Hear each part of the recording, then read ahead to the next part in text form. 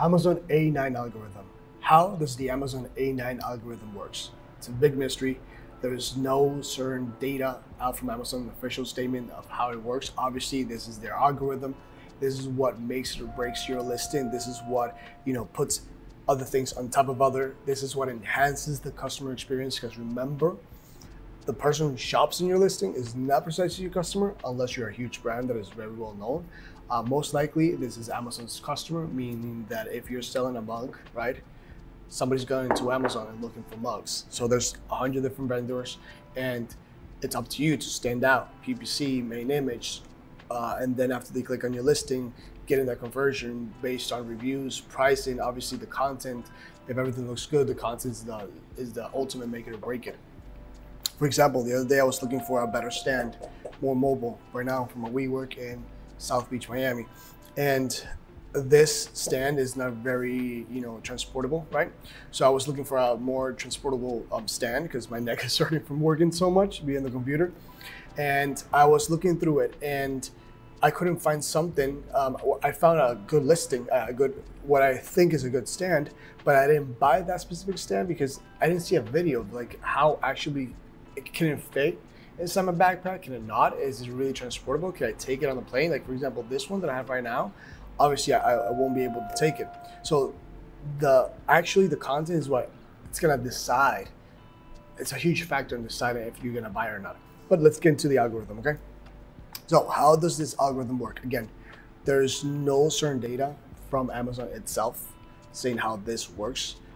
So this is way more empirical. This is experience of different sellers, what's online, searching. There's a lot of things that go into it, right? So obviously, it works like a lot of other search engines. It has its own AI, but it works a lot like a lot of search engines, similar to Google, similar to Yahoo, even Walmart sometimes. So it really works similar to a lot of search engines. So that's like, it's at least is somewhere that, okay, if these work like this, maybe this one can work like this as well. So it gives us a better idea of how it works. But again, there's not a certain data to it. It's like the honeymoon phase, right? What is the honeymoon phase? Correct? Some people say that the honeymoon phase is Amazon helping you. So, like you have a better experience as a seller.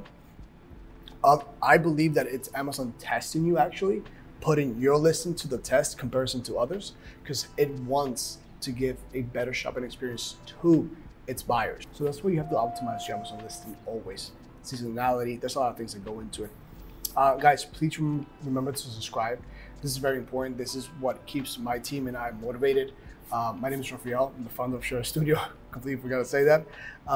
So let's get started. It allows Amazon to best match the customer searches to their desired product, right? So, for example, if we look for the wood ring box, depending on the structure, most likely A, right? It's gonna get ranked relatively higher than B, because of the main image. This is something that you have to also stand out from. Okay, this one's ranking better than you. Maybe it's ranking first and you in the second line, right? But if your main image is better, you can actually attract more traffic to your listing. That's why content is so important. Obviously, ranking is extremely important, but content as well. It's like when I was going to school, like you might have a $100,000 camera, but if your lens is worth $50, that picture that you're gonna give to the end buyer, the end viewer, it's gonna be a $50 quality picture. Does it make sense? So everything has to be unisense. If you're spending a lot of money in PPC, spend a lot of time in content as well. So the criteria. Again, there's not a lot of things that, there's no certain data. This is what we've gathered, and through our experience, we've worked in a lot of listings so far. So there's a lot of things that we definitely can help you with. But again, there's no certain set data officially from Amazon. So obviously reviews are important, product images, A+ content, fulfillment method, inventory availability, backend keywords. One thing that I can definitely attest to is that by you uploading an A+, just for the sake of uploading it, just to like have it, to click it, like, oh yeah, I have an A+ content, boom, done. I can go on with my life. That doesn't really work like that. The algorithm, The algorithm helps you rank better because you have the A9 algorithm, because you're telling the algorithm, hey, I have A+. This is gonna give more value to your shoppers. The shoppers go inside and they just look through it and they're like, oh, okay, this is not really explaining me what this is about. And they start, you start getting more traffic, but less conversions. The algorithm's gonna spot that. It's like, this listing's it's getting a lot of traffic, but no conversions. So they're gonna rank you lower. You know what I mean? So you have to make sense of what you're doing. Again, the other thing that I would highly suggest is obviously, you need to have backend keywords and all these things to be able to rank. But again, everything has to be in harmony. All right. Okay, so how the content can help you rule the algorithm. Obviously, it can increase conversions rate. Alt text improves your, SEO. You can reduce negative reviews. It's like followers. When you try to trick the algorithm, imagine that it's followers on Instagram. I think a lot of people can relate to this. If you buy 1 million followers, but you have an engagement of like 0.001%, do you really have 1 million followers? You don't. This is actually, it's gonna be counterproductive for you. So that's why, having just doing it for the sake of doing it, it's not really the best thing you should be doing. Again, the more you have pleased customers who are not returning your products, avoid misunderstanding, negative reviews, all this impacts. So what you can do with the content is, okay, this is, for example, this is a wedding ring box, right? For newlyweds, most likely, right? Always and forever. So maybe a lot of people want to know how much, like what can you fit in there? So if you can see, in this one it looks really small, but in this one we have the sizing for the box, to clear up any misunderstandings. You have to try to answer as many questions as the viewer might possibly have. How can you find these questions? Well, obviously, if you have a listing already, you can optimize your Amazon listing. If you're just launching a new product, go through all of your, there's a lot of tools out there that can actually take out the 1-star, 2-star, and 3-star reviews and put them down from listings that you choose, that you pick. I generally go for the 4 stars, 3 stars, and 2 stars. 1 stars are usually like, like maybe like the product was faulty, but where you can really learn is from the 2, 3, and 4 stars, as well as frequently asked questions. Those are super good as well for your competitors. You have to increase the customer's trust. All right, the algorithm is like a gatekeeper. It's gonna tell Amazon like, hey, this listing is better than this one. This listing is better than the other one. Let's help you rank higher in this one or this one. That's what you always have to be optimizing. And remember, the quality of the content equals to the quality of your product. If your content looks like it's imagine Apple doing horrible marketing. Do you think Apple's gonna be where it is right now? Obviously not. Steve Jobs, amazing marketer, like amazing leader, right?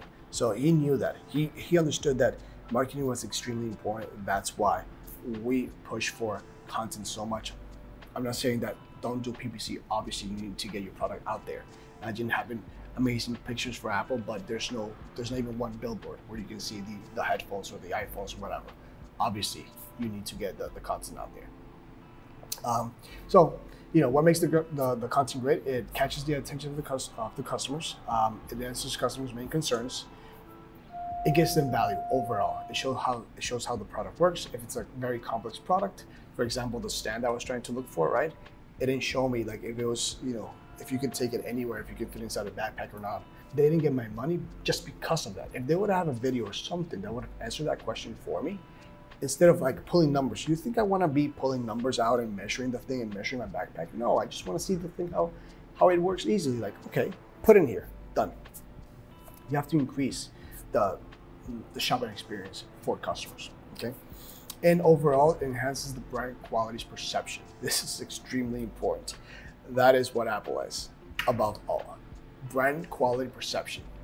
There's a lot of, you know how much it takes Nike to sell their shoes, to make their shoes? Barely any money. But the quality perception, it's dependent on pricing, it's extremely important. It's like, I don't have a baby yet. Soon, maybe one day. But I was talking to my friend Carlos, Wizard of Ecom Carlos. huge successful seller, has exited more than 5 brands, I think. Very successful seller. And he was given an example of, he just had a newborn, and he was given an example of a baby bottle or a baby pacifier, something. He was saying like, I didn't go for the cheapest one. I tried to look for the best one, because that's what's important.